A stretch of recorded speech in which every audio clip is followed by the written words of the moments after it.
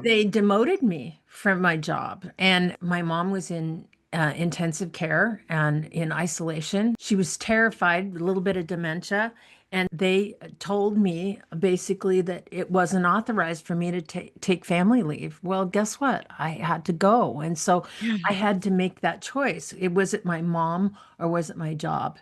And my mom came first. She had to. And those are the things, when I look back at that world, there is no sympathy in the workplace. Yeah, yeah. They hire you to do a job, and if you can't do the job, then it's like tough. We'll find somebody Hmm. else. Do Hmm. you think that's changing at all?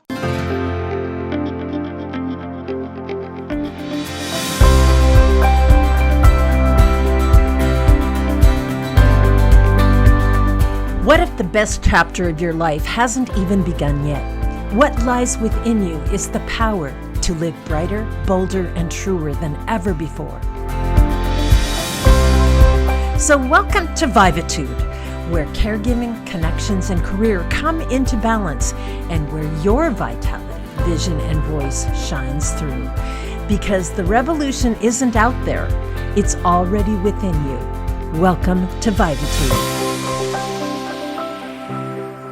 Welcome back to Vivatude. This is Kate Phillips, and I'm here with Suzanne Newman, and we are talking about caregivers, advocates, sandwich generation women, and the support that they need. And in our first segment, we talked about some of the statistics of why it is such a challenge and the money that we spend out of pocket and how many, it's 1 out of 7 Americans, adults, they are helping both their kids and their parents. Quite a Mm-hmm. challenge.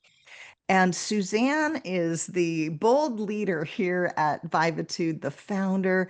And I wanted to have her share her own caregiving story. Suzanne and I have something very crazy in common, which is Yes, that we do. we were both caregiving one of our parents when the financial challenges from that led to us losing our homes. Like, Mhm. wow, what a storm to go through. It Suzanne, was really tell me hard. about your own situation Oh, with okay. your mom. It's a mixed bag. It was bittersweet because obviously, the good side of being a caregiver is that I never really had a real good relationship with my mom growing up. She and I were oil and water. We were very different personalities.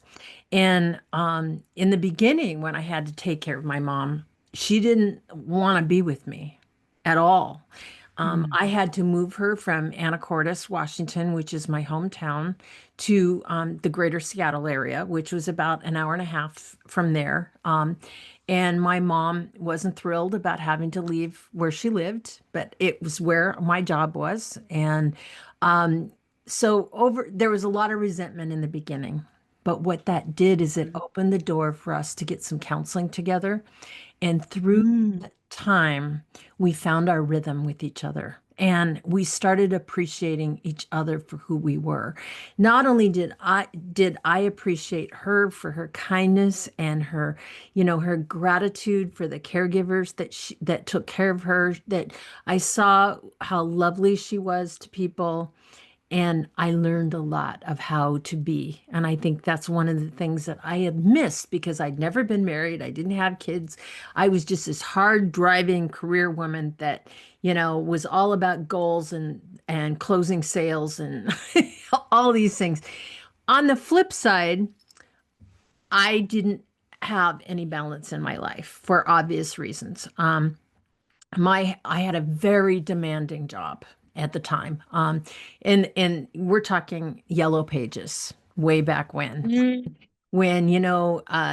trying to be on the road and train salespeople. And I was responsible for a core group of salespeople with the organization that I work for, about 250 salespeople, to teach them digital advertising and the digital world. So I was out traveling, giving workshops, training, all of those things. And of course, that meant being away from my mom. And as a result, I burned myself out. I completely imploded.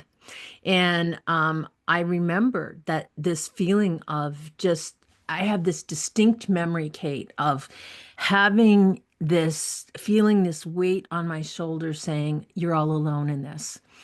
Yes, I had family, but they were Mhm. all living up in my hometown. They didn't really care that it's like everything was on me. Um, Mom in the beginning was not happy for me to Yeah. be down there, but what she realized more and more is that I was the right person to take care of her because she saw in me my ability to fight for her and to advocate for her. And I realized over time that, there's a lot of things about my personality that I could challenge certain things that hospitals would do or say. I could advocate for her quality of life. And I knew that I had a voice, I could be her voice. And I discovered a lot about family caregiving that is really much more about instead of being a quote unquote caregiver where you're giving out. I never did Hmm. like that phrase. Hmm. And I wrote a book actually called The Advocate's Heart because I Oh. really believe that caregiving is more about advocacy. It's more about understanding that it's not my life that I'm giving out, even though I am doing that. But my biggest role as a quote unquote caregiver is to advocate for my mom and according to her values, not mine. And that was something that I had to learn over time. And, over this time now, when I look at my journey, so many people have said to me certain phrases that, the hair on the back of my neck goes up because they have the wrong attitude about it. It is not our job as the sons and daughters of our senior loved ones to quote unquote parent our parents. It is our Mm. job to facilitate the right individuals and the right types of things according to what their values are. And when I say that, it also means that it's okay to set boundaries. Saying, Mom, I understand that you're going to stay home, but you're incapable of taking care of yourself. But at this Hmm. point, these are my boundaries. It doesn't mean that I give up my life. And those are the things that I think it's a very delicate balance. So what I always counsel people is, in this whole field of being a quote unquote advocate for your loved one, is to number one, never, never give up your life. It's something that it's so common that people do, and yet it happens. It does. And I think it especially happens when we feel like we don't have other economic alternatives. Like Hmm. if when our parents don't have the money to pay for the care that they need, then Hmm. people get creative for better or Hmm. worse, which maybe is sometimes necessary. But tell me about specifically about your employers are not always the best No, they're not. advocates for us when we No. are caregivers. What happened with that high pressure job that your Well, sales job? they demoted me from my job. And first of all, this is crazy. I asked, my mom was in intensive care and in isolation with a MRSA staph infection. Um, she was terrified, a little bit of dementia. And so what she ended up doing is they told me basically that it wasn't authorized for me to take family leave. Well, guess what? I had to go. And so Yeah. I had to make that choice. Was it my mom or was it my job? And my mom came first. She had to. And those are the things, when I look back at that world, there is no sympathy in the workplace. Yeah, yeah. They hire you to do a job, and if you can't do the job, then it's like tough, we'll find somebody Hmm. else. Do Hmm. you think that's changing at all? I don't know that to answer that Okay. question. I hear both. Because you know someone who just was let go while he was abroad I taking do. care of his mom. I do. So it Yeah. still happens. Yeah, the economic impact can be just enormous. And for me, I was running a business at the time, but I had built that business, doing networking and face to Hmm. face. This was back before we had Zoom, and I was Hmm.